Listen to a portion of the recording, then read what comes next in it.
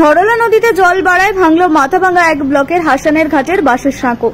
মঙ্গলবার থেকে নদী পারাপারের ফের মাধ্যম হয়ে উঠল নৌকা। প্রায় 3 দশক ধরে শীতলকুচি বিধানসভার জোরপাটকি অঞ্চলের ধরলা নদীর ওপর হাসানের ঘাটের স্থায়ী সেতুর দাবি আজও অধরা।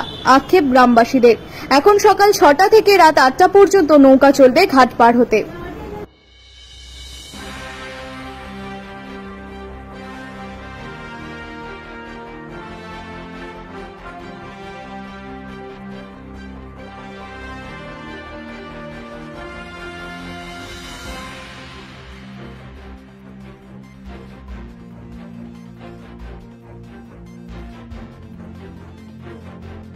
কেরিয়ার নিয়ে চিন্তিত?